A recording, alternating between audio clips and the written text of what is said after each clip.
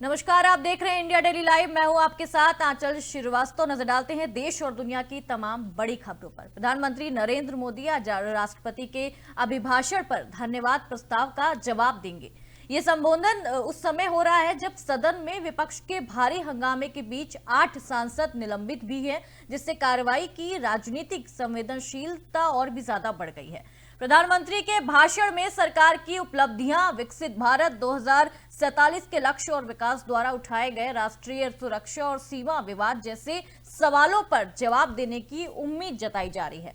वहीं विपक्ष के नेता राहुल गांधी ने स्पीकर को पत्र लिखकर यह आरोप लगाया है कि उन्हें राष्ट्रीय सुरक्षा जैसे अहम मुद्दों पर बोलने से रोका जा रहा है, जो सदन की कार्यवाही में और राजनीतिक गर्माहट ला सकता है।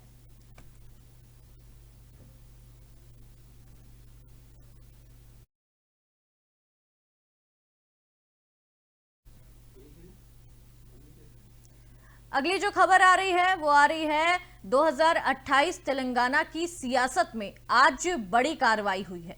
चुनाव गर्मी और तेज होने जा रही है क्योंकि बीजेपी नगर निगम चुनाव के लिए अपना बिगुल फूंकने जा रही है।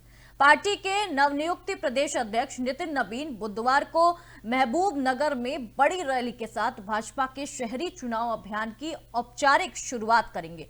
अध्यक्ष बनने के बाद नितिन नबीन ये तेलंगाना की पहली यात्रा है, जिसे बीजेपी काफी अहम मान रही है। ग्राम पंचायत चुनाव से अच्छे प्रदर्शन से उत्साहित बीजेपी को उम्मीद है कि नबीन की ये जनसभा शहरी स्थानीय निकाय चुनाव में पार्टी को नई ऊर्जा देगी। 2028 के विधानसभा चुनाव से पहले बीजेपी खुद को कांग्रेस और बीआरएस के विकल्प के तौर पर पेश करने की पूरी कोशिश में जुटी हुई है।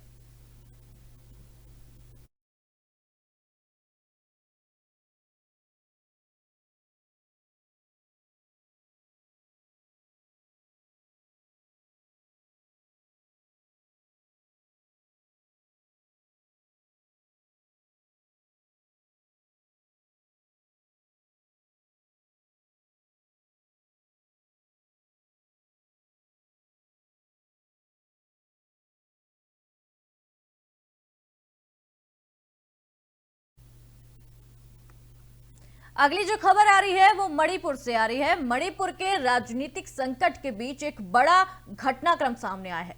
राज्य को जल्द ही नया मुख्यमंत्री मिलने जा रहा है और भाजपा और एनडीए के विधायकों की बैठक में यमुनाम खेमचंद सिंह को सर्वसम्मानित से विधायक दल का नेता चुना गया है। और सूत्रों के अनुसार यमुनाम खेमचंद सिंह 5 फरवरी को राज्य भवन में मुख्यमंत्री पद की शपथ ले सकते हैं। नई सरकार के गठन के साथ ही मणिपुर में लंबे समय से जारी राष्ट्रपति शासन का अंत होना तय माना जा रहा है, जो 13 फरवरी 2025 से लागू है। और बताया यह जा रहा है कि शांति और संतुलन बनाए रखने के लिए इस बार खामावेशी सत्ता समीकरण पर जोर दिया गया है। मुख्यमंत्री पद मैतेई समुदाय के यमुनाम खेमचंद सिंह को दिया जाएगा, जबकि कुकी समुदाय की नेमचा किपगेन और नागा समुदाय की लोसी दिखो को उप मुख्यमंत्री बनाए जाने की पूरी चर्चा तेज हो गई है। वहीं गोविंद दास केतुजम को गृह मंत्री की जिम्मेदारी मिल सकती है। नई सरकार से राज्य में स्थिरता और शांति बहाल होने की पूरी उम्मीद इस पर जताई जा रही है।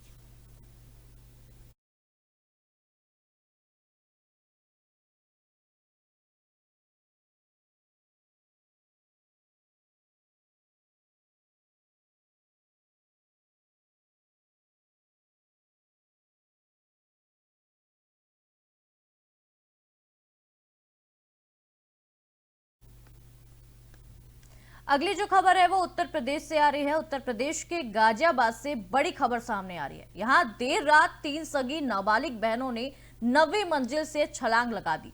तीनों की इसमें मौत हो गई है और बताया यह जा रहा है कि तीनों बहनों को मोबाइल पर ऑनलाइन गेम खेलने की लत थी। हालांकि सुसाइड की वजह साफ नहीं हो पाई है। पुलिस पूरे मामले की छानबीन कर रही है और घटना टीला मोड़ थाना क्षेत्र के भारत सिटी सोसाइटी की है। रात 2 बजे तीनों ने ये खौफनाक कदम उठाया और बताया यह जा रहा है कि सभी online task based Korean lover game खेला करती थी।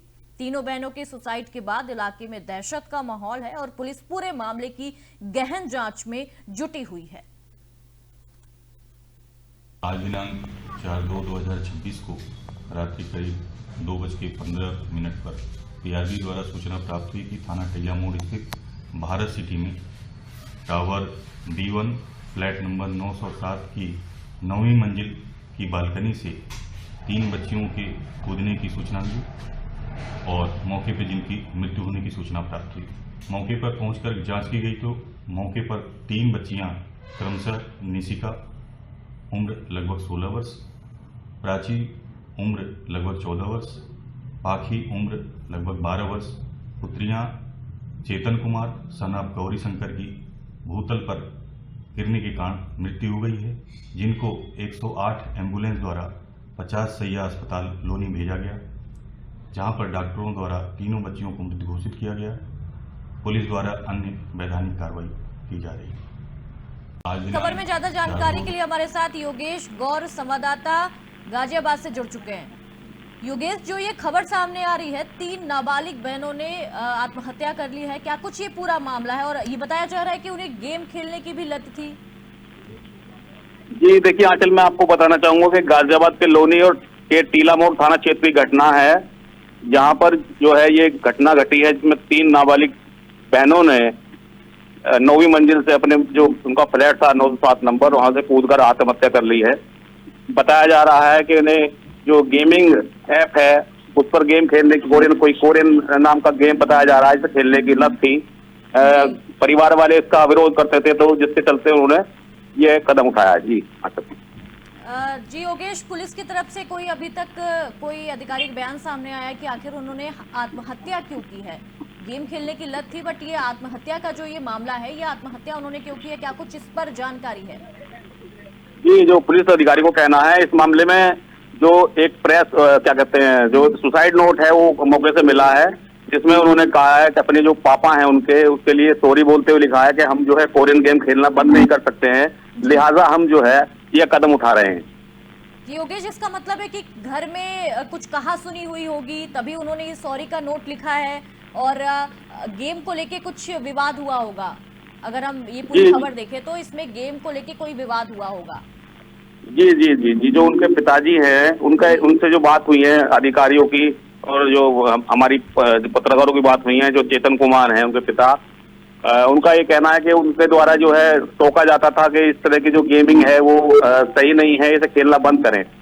लेकिन जो उनकी पुत्रियां हैं वो इस बात से इनकार करती थी, और वो उन्हें इस कदर लत थी कि वो इसे खेलना बंद नहीं कर रही थी, जिसके चलते उन्होंने एक घातक कदम उठाया है। अच्छा योगेश, ये जो गेमिंग का ऐप है, पहले PUBG चलता था, अब ये जो नया ऐप आ गया है, कहीं ना कहीं सरकार को इन गेमों पे एक्शन लेने की अब जरूरत पड़ गई है, क्योंकि जो नाबालिग बच्चे हैं जिनको पता ही नहीं है गेम के बारे में, वो इन सब चीजों में ज्यादा इन्वॉल्व हो रहे हैं। तो कहीं ना कहीं योगेश, अगर देखा जाए तो सरकार को भी इन सब में अब देखना पड़ेगा, संज्ञान लेना पड़ेगा ऐसे गेमों पर। जी आंचल, आप सही कह रही हैं। ये जो बच्चियां हैं एक online task based Korean lover game खेल रही थी, जिसमें टास्क दिए जाते हैं। हालांकि पहले भी सरकारों ने इस तरह के गेमों पर पाबंदी लगाई थी, लेकिन नजरअंदाज करते हुए दोबारा से ये गेम जो है अपलोड किए जा रहे हैं, जिससे जो बच्चे हैं वो घातक कदम उठाने के लिए अपने आप अपनी जो ईली ले आया मजबूर हो रहे हैं। जी योगेश, बहुत बहुत शुक्रिया हमारे साथ जुड़ने के लिए और ये तमाम जानकारी साझा करने के लिए।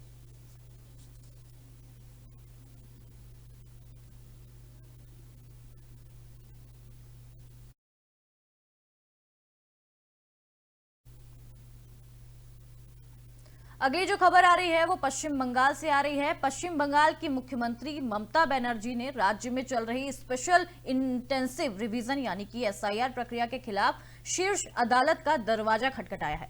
ममता बनर्जी ने अपनी याचिका में चुनाव आयोग के उन आदेशों को चुनौती दी है जिनके तहत बंगाल में वोटर लिस्ट में संशोधन किया जा रहा है। मुख्यमंत्री की मांग ये है कि 2026 के विधानसभा चुनाव पुराने मतदाता सूची के आधार पर ही कराए जाएं। इस पूरे मामले में ममता बनर्जी के साथ साथ TMC सांसद डेरेक ओब्रायन और डोला सेन सहित अन्य याचिकाकर्ताओं की अर्जियां भी इसमें शामिल हैं। और इसमें खास बात यह है कि आज की सुनवाई के दौरान ममता बनर्जी के खुद सुप्रीम कोर्ट में मौजूद रहने की संभावना जताई जा रही है। सूत्रों के मुताबिक कानून की पढ़ाई कर चुकी ममता बनर्जी अदालत में खुद अपनी दलीलें भी रख सकती हैं। मामले की सुनवाई सीजेआई सूर्यकांत की अध्यक्षता वाली बेंच करेगी और यह सुनवाई बंगाल की राजनीति और आगामी चुनाव के लिहाज से बेहद अहम मानी जा रही है।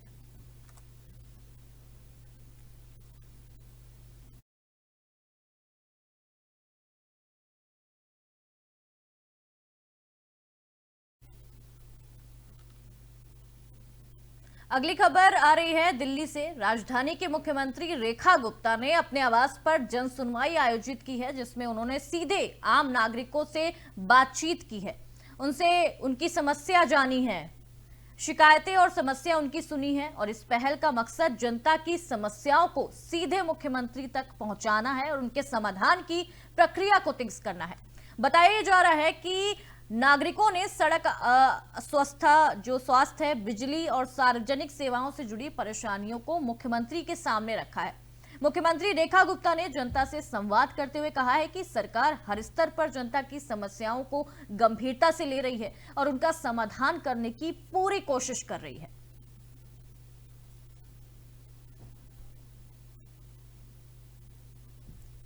दिल्ली सामने आ रही है, मुख्यमंत्री रेखा गुप्ता ने अपने आवास पर जन सुनवाई और लोगों से उनकी समस्याएं भी सुनी हैं।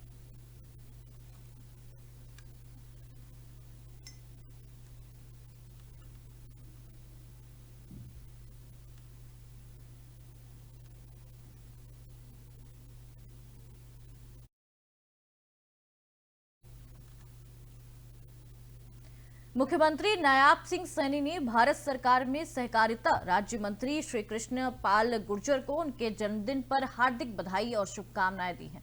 मुख्यमंत्री ने अपनी बधाई में प्रकट किया है कि वो श्री गुर्जर की स्वास्थ्य और दीर्घायु की कामना करते हैं और साथ ही उन्हें उम्मीद जताई है कि ऊर्जा और सेवा भाव के साथ राष्ट्र निर्माण में अपना बहुमूल्य योगदान निरंतर देते रहेंगे।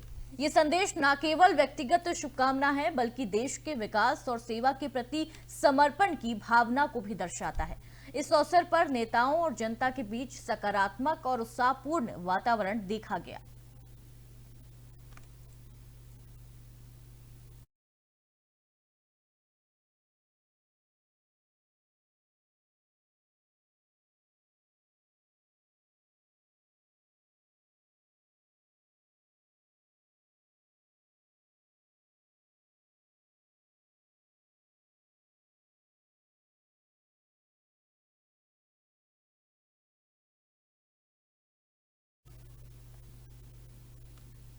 अगली खबर अयोध्या से आ रही है। अयोध्या की जगत गुरु परमहंस आचार्य ने स्वामी अविमुक्तेश्वरानंद के खिलाफ कड़ा रुख अपनाया है और उन्हें अयोध्या में प्रवेश न करने का अल्टीमेटम भी दिया है।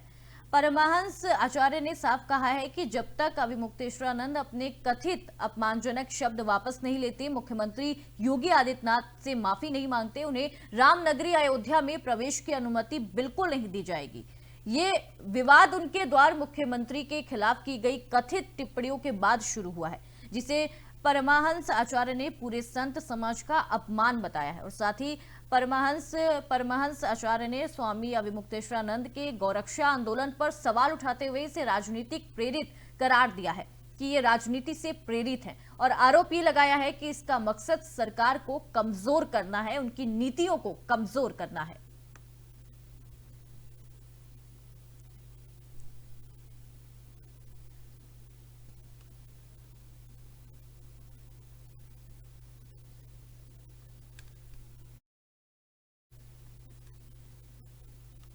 अगली जो खबर है वो कर्नाटक से आ रही है। कर्नाटक की राजनीति में सियासी टकराव और तेज होता जा रहा है। भ्रष्टाचार के आरोप को लेकर बीजेपी ने सरकार के खिलाफ मोर्चा खोल दिया है और विपक्ष के नेता आर अशोक और बीजेपी के कई विधायक रात भर विधानसभा के अंदर ही धरने पर बैठे रहे। बीजेपी नेताओं ने एक्साइज मंत्री आरबी तिम्मापुर के इस्तीफे की मांग को लेकर पूरी रात विरोध प्रदर्शन किया है। आज सुबह विधानसभा परिसर में बीजेपी विधायकों को विधान सौधा के अंदर टहलते और नारेबाजी करते हुए देखा गया, जिससे राजनीतिक माहौल और भी ज्यादा गर्मा गया। बीजेपी का यह आरोप है कि एक्साइज विभाग में बड़े पैमाने पर भ्रष्टाचार हुआ है और जब तक मंत्री का इस्तीफा नहीं होता तब तक विरोध प्रदर्शन जारी रहेगा। वहीं सरकार की ओर से अब तक इस मुद्दे पर कोई ठोस प्रतिक्रिया सामने नहीं आई है।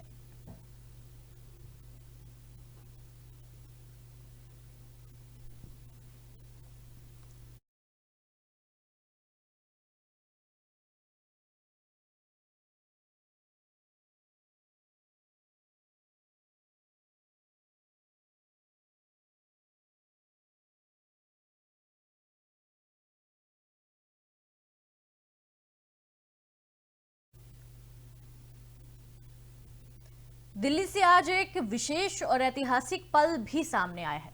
भगवान बुद्ध के पवित्र देवनी मोरी अवशेष जो पहली बार अंतर्राष्ट्रीय प्रदर्शनी में शामिल होने जा रहे हैं, आज दिल्ली एयरपोर्ट से श्रीलंका के लिए रवाना होंगे। ये ऐतिहासिक अवशेष अब कोलंबो के गंगा रामैया मंदिर में स्थापित किए जाएंगे, जहां उन्हें श्रद्धालुओं और दुनिया भर के अंगुतों के लिए प्रदर्शित किया जाएगा।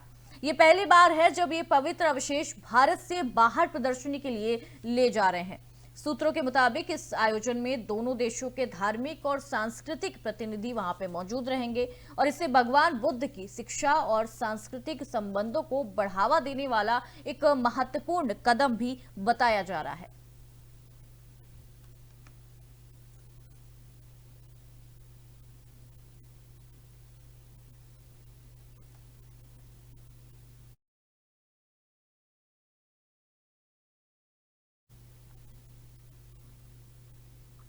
ब्राजील के पूर्वोत्तर राज्य अलागोरास में मंगलवार को एक दर्दनाक सड़क हादसा हुआ है, जिसमें कम से कम 15 से 16 लोगों की मौत हो गई। यह हादसा सियो जोश द तपेरा नगर पालिका के पास एक घुमावदार सड़क पर हुआ है, जहां बस चालक का नियंत्रण है वो बिगड़ गया और बस सड़क से उतरकर पलट गई। बस में करीब 60 यात्री सवार थे जो सियारा राज्य में आयोजित धार्मिक उत्सव अवसर लेडी ऑफ कैंडेलारिया में शामिल होकर वापस लौट रहे थे। हादसे में मरने वाले 7 महिलाएं और 5 पुरुष और 3 से 4 बच्चे भी इसमें शामिल बताए जा रहे हैं। कई यात्री गंभीर रूप से घायल हुए, जिन्हें हेलीकॉप्टर के जरिए नजदीकी अस्पताल में भर्ती कराया गया। हादसे के बाद पूरे इलाके में अफरा तफरी मच गई और इस त्रासदी पर शोक जताते हुए अलागोआस के गवर्नर पालुओ दंतस ने राज्य में 3 दिनों के राजकीय शोक की घोषणा की है।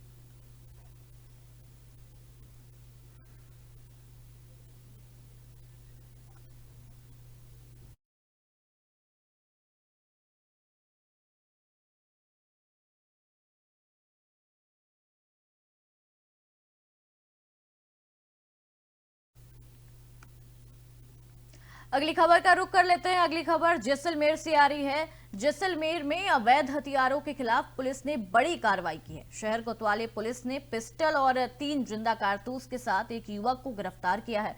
कोतवाली थानाधिकारी सूरजा राम चौधरी के मुताबिक बीती सोमवार देर रात मुखबिर से सूचना मिलने पर अमर सागर तिराहे पर नाकाबंदी की गई है और इस दौरान एक सफेद क्रेटा कार को रुकवाकर उसकी तलाशी भी ली गई है, जिसमें वाहन से एक अवैध पिस्टल और 3 जिंदा कारतूस बरामद मिले।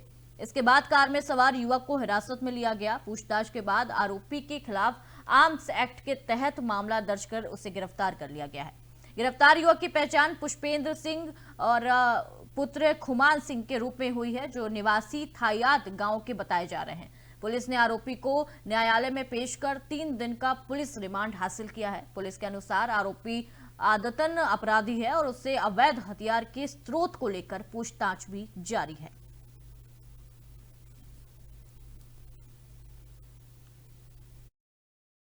रात्रि गश्त और नाकाबंदी के दौरान हमें इतला मिली कि एक वाइट क्रेटा कार आ रही है, जिसका जो चालक है उसके पास अवैध हथियार हो सकता है, जिसमें हमने नाकाबंदी की गई।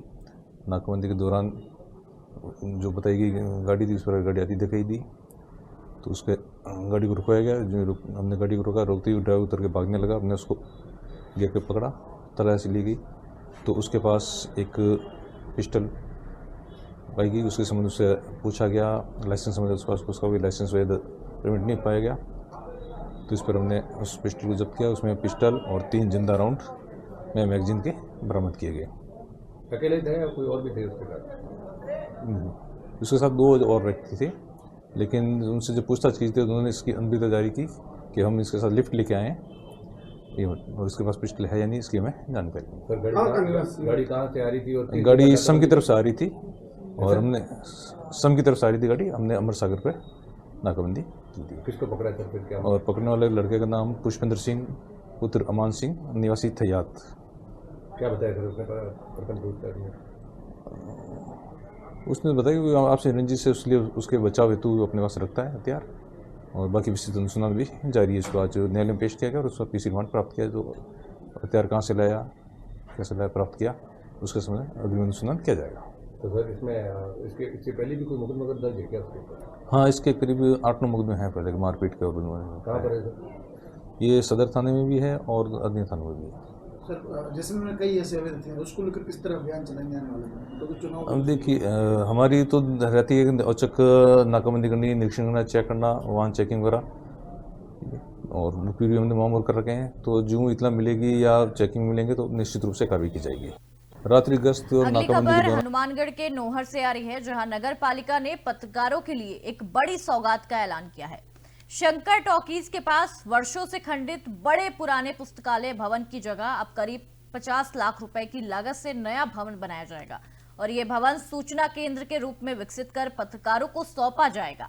नगर पालिका चेयरमैन खातून बानो टांक ने वर्षों से लंबित पत्रकारों की मांग को पूरा किया है और इस निर्माण को मंजूरी दे दी है।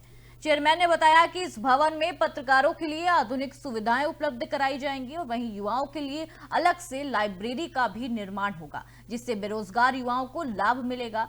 पूर्व राज्य मंत्री एवं चेयरमैन प्रतिनिधि मेहरू तिसरा टांक ने कहा कि ये सूचना केंद्र वाईफाई, टीवी और आधुनिक संसाधनों में लैस होगी। नगर पालिका इको बसंत सेनी ने यह स्पष्ट किया है कि निर्माण में गुणवत्ता से कोई भी समझौता नहीं किया जाएगा।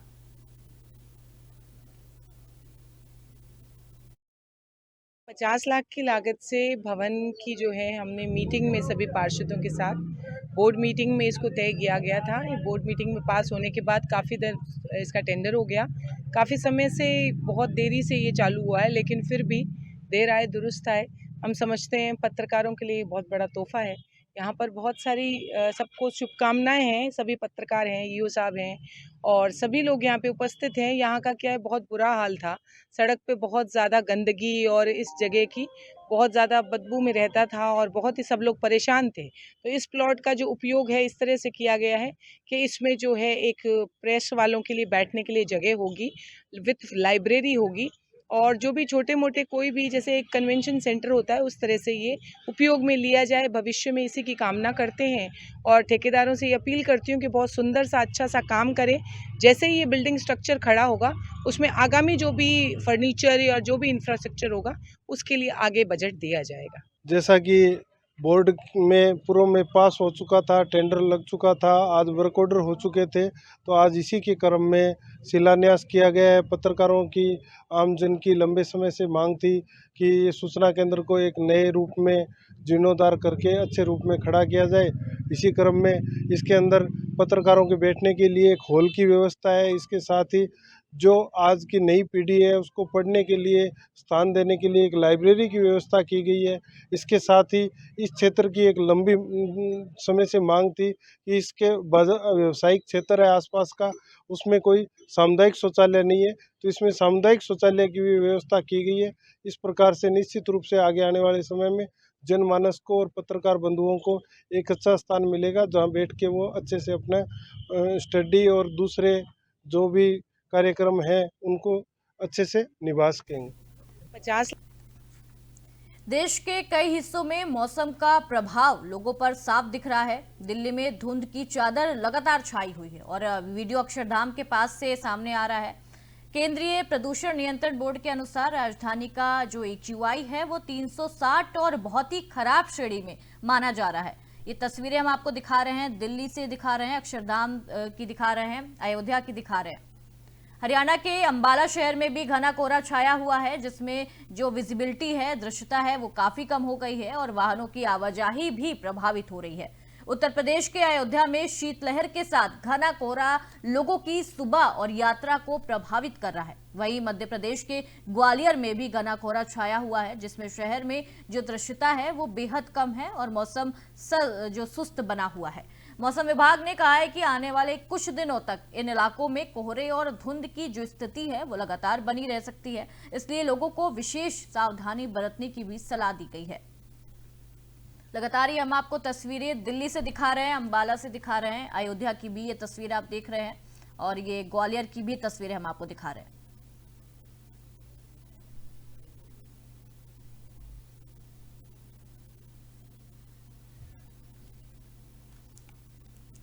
तो ये थी देश दुनिया की तमाम बड़ी खबरों का सिलसिला यूं ही जारी रहेगा। आप देखते रहिए इंडिया डेली लाइव। नमस्कार।